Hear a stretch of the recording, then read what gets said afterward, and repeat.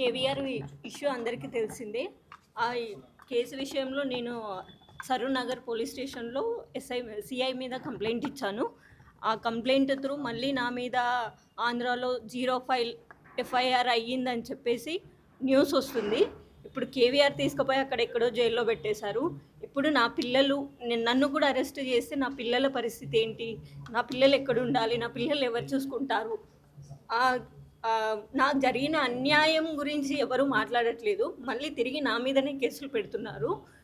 ఈ కేసు ఈ టెన్షన్‌లో భయమేసి నేను మళ్ళీ స్టేట్ ఉమెన్స్ కమిషన్ ఆఫీస్‌కి వచ్చేసి ఇక్కడ కంప్లెయింట్ ఇచ్చాను ఆ సీఐ పైన. అక్కడ నుంచి నాకు ఉమెన్స్ కమిషన్ నుంచి ఏమైనా న్యాయం జరుగుతుందేమో అని ఆశిస్తున్నాను. సీఐ చూసారు కదా, ఎవరు ఫీమేల్ కానిస్టేబుల్స్ కానీ ఎవరూ లేరు. అవి సివిల్ డ్రెస్లో వచ్చారు. వాళ్ళు పోలీసులని మాకు ఇలా తెలుస్తుంది.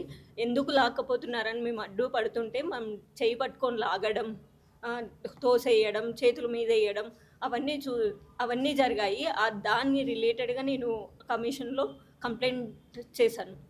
ఉమెన్స్ కమిషన్లో కంప్లైంట్ చేశాను. ఆ సీఐ మీద కేసు అనేది ముందుకు తీసుకెళ్ళాలి. ఉమెన్స్ కమిషన్ నుంచి ఏమైనా న్యాయం జరగాలి నా తరపు నుంచి. నాకు జీరో ఎఫ్ఐఆర్ అయింది. దాని గురించి కూడా ఏదైనా న్యాయం జరగాలని కోరుకుంటున్నాను.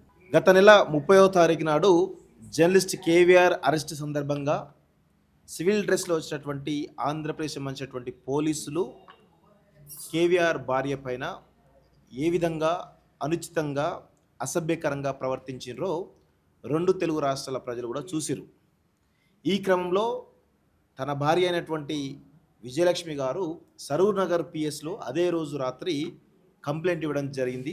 దాని తర్వాత ఒక సెక్షన్ కింద సరూర్ నగర్ పోలీసులు కేసు ఫైల్ చేయడం జరిగింది. సరే, తను చాలా మా ఇంటి మీదకి ట్రెస్ పాస్ చేసిర్రు, అదేవిధంగా క్రిమినల్ ఇంటిమిడేషన్ చేసిర్రు, అదేవిధంగా నాతో అసభ్యంగా ప్రవర్తించారు, అదేవిధంగా నన్ను చాలా రకాలుగా ఇబ్బందులు పెట్టారు, అదేవిధంగా వాళ్ళ యొక్క డ్యూటీస్ని నిర్లక్ష్యం చేసి ఈరోజు పోలీస్ డ్రెస్లు రాకుండా సివిల్ డ్రెస్లో వచ్చి నా భర్తను అక్రమంగా అరెస్ట్ చేసి అని చెప్పేసి కూడా చాలా స్పష్టంగా ఆమె కంప్లైంట్లో ఇస్తే కేవలం ఒక సెక్షన్ కింద మాత్రమే సరూర్ నగర్ పోలీసులు ఫైల్ చేయడం జరిగింది.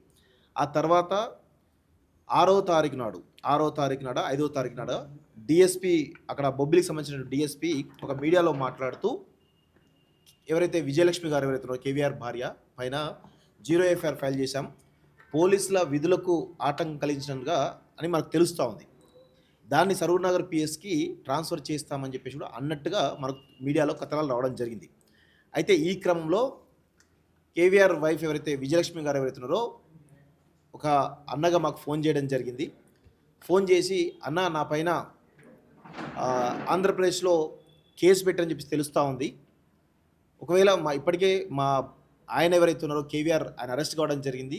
ఆ తర్వాత ఇప్పుడు నేను ఒంటరిగా ఉంటూ పిల్లల్ని చూసుకున్నాను, ఒకవేళ నన్ను అరెస్ట్ చేస్తే నా పిల్లల పరిస్థితి ఏంటి అని చెప్పేసి తను బాధపడినటువంటి సందర్భాలు ఉన్నాయి. అయితే కేవీఆర్ని, సరే అది ఒక పొలిటికల్గా జరుగుతున్నటువంటి ఇష్యూ కాబట్టి కేవీఆర్ సంబంధించిన విషయంలో తెలంగాణ సంబంధించిన మేమంతా కూడా కొట్లాడుతున్నాం. కానీ ఆంధ్రప్రదేశ్ సంబంధించినటువంటి కూటమి ప్రభుత్వం, ముఖ్యంగా చంద్రబాబు నాయుడు కానీ, ముఖ్యంగా డిప్యూటీ సీఎం పవన్ కళ్యాణ్ కానీ, లోకేష్ కానీ కక్షపూరితంగా ఆల్రెడీ మీరు అరెస్టులు చేస్తూ ఉన్నారు. అందరూ తెలుస్తూ ఉంది, 2 తెలుగు రాష్ట్రాల ప్రజలు కూడా గమనిస్తూ ఉన్నారు. అయితే ఒక మహిళ పట్ల మీరు ఈ విధంగా వ్యవహరించడం ఏంటి అనేది ఈరోజు చాలా స్పష్టంగా మేము అడుగుతూ ఉన్నాం. కేవీఆర్ని అరెస్ట్ చేసి ఆల్రెడీ కుటుంబాన్ని ఇబ్బంది పెట్టారు. ఈరోజు ఆమె భార్య పైన కేసు ఫైల్ చేసి ఈరోజు ఆమెను ప్యానిక్ సిచ్యువేషన్ తీసుకొచ్చేటువంటి ప్రయత్నం చేస్తూ ఉన్నారు. ఒకవేళ ఆమెను కూడా అరెస్ట్ చేస్తే వాళ్ళ పిల్లల పరిస్థితి ఏంటి అనేది తను బాధపడతా ఉంది.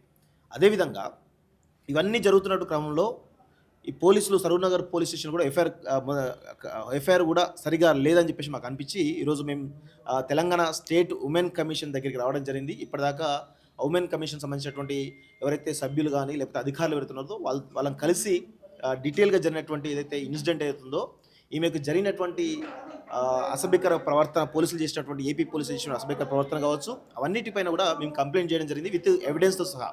సో వారు కూడా సానుకూలంగా స్పందించి ఖచ్చితంగా దీనిపైన చర్యలు తీసుకుంటామని చెప్పేసి కూడా చెప్పడం జరిగింది.